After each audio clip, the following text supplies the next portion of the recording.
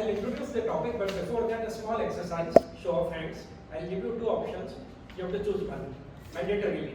One. Even if you don't like any of the two, the one you will lesser dislike, you choose that, right? So, option A, you being chased by someone. Option B, you chasing someone. Option A, how many of you? You being chased by someone? Anyone? You would prefer that. You being chased by someone. 1, 2, 3, 4, 5, 6. You chasing someone? Pretty much everyone. Okay. You chasing someone is the option, more popular option. Okay.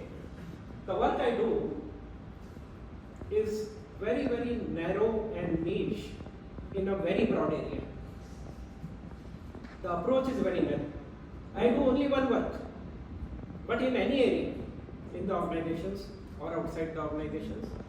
So my work is, I pick up a practice, a way of working, an approach, a way of thinking, a framework, a process, which has been there for a while, and people believe that it works. They logically believe that it works, but emotionally they are uncomfortable with it. So they logically know that it works, emotionally know that it doesn't work, and they are torn between the two.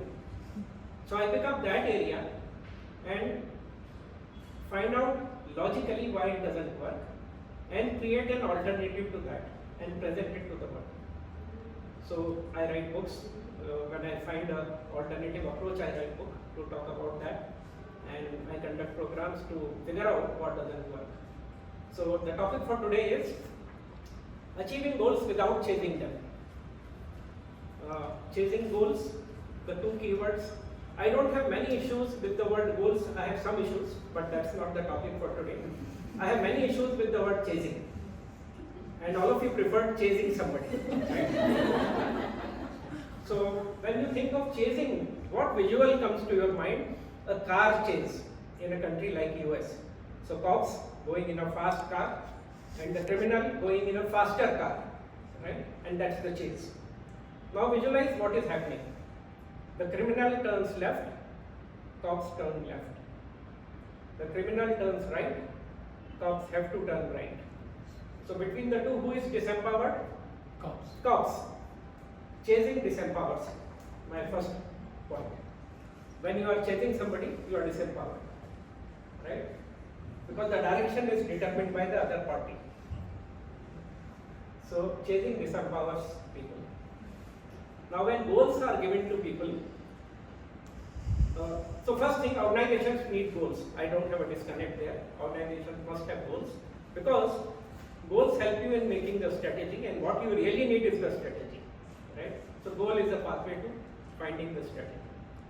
Individuals need goals, and especially stretch goals, because they motivate people and they can mobilize energy from within.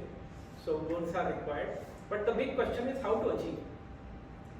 And when people are asked to chase the goals, and as a first-time manager many years back, I have asked my people to chase the goals. I was not very happy with the outcome. Essentially, what are we saying is that somehow achieve the goals. And that's not the right way of achieving the goals.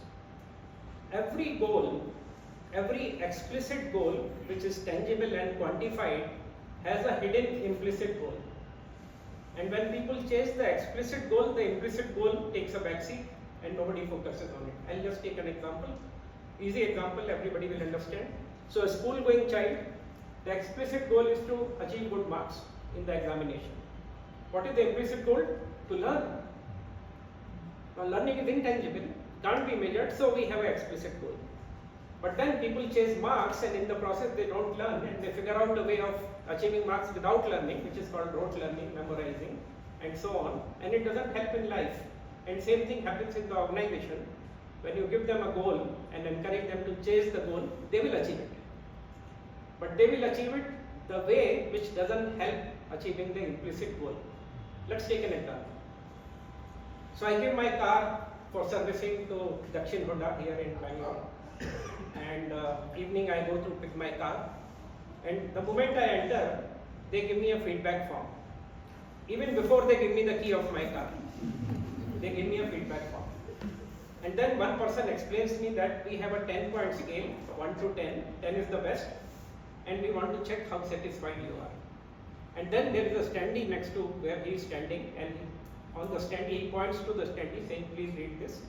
And it says 10, very satisfied, 9, satisfied, 8, dissatisfied. So I say, but you just told me you have a 10-point scale. Yes sir, we have a 10-point scale. But you are giving me only 3 options. Sir, we have very high standards. Even if you rate 8, we will assume that you are dissatisfied. That is what they say. What they mean is, even if you are dissatisfied, you have to tick 8.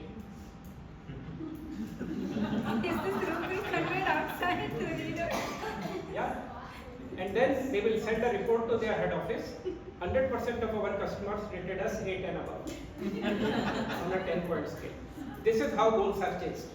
Somebody has a goal of CSAT, explicit goal, and he is trying to achieve it. Right? What is the implicit goal? Improve your service levels so that customers are naturally satisfied. That has taken a backseat. Nobody is focusing on it. They are not letting me see my car before I fill the form. If I refuse to fill the form, I don't get my car key.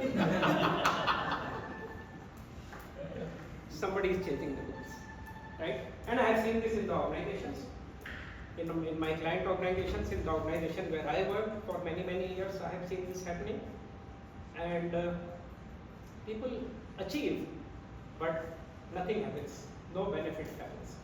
So what if you ask them not to chase? Give them a goal, but they shouldn't be chasing it. Then they will have to think, they have to find out.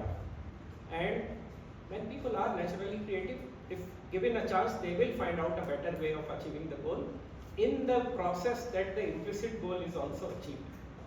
But a better way of doing that is to highlight the implicit goal. Implicit goal is going to be always intangible, cannot be measured.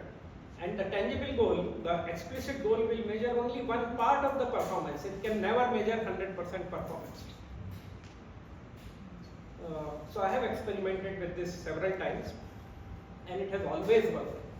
You discourage people to chase goals. In fact, you say chasing is not allowed. Because chasing means what?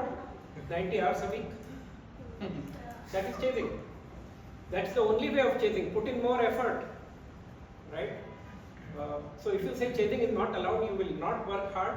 You put in normal effort, because by working hard anybody can achieve goal. Then what's the big deal? You achieve goal without working hard, then you have really thought something and you have been creative. So I have big issues with the word chasing in any field, right? I have seen that in L&D. So let me end with L&D example.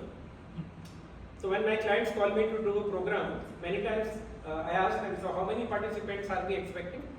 They say 50. Then I say, are you sure 50 will come? They have to come, it is mandatory program. Then my alarm bell rings. Oh, so they are not coming to listen to me. They are coming because the program is mandatory. Okay, so then I say, please remove this mandate, otherwise I don't want to conduct this program. I want people who want to learn, not a checklist in the mandate. And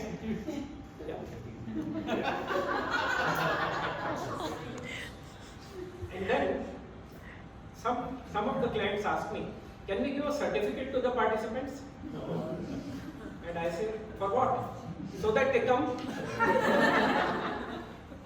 So this is, now somebody in L&D is chasing a goal, right? So this is what chasing does. Thank you very much.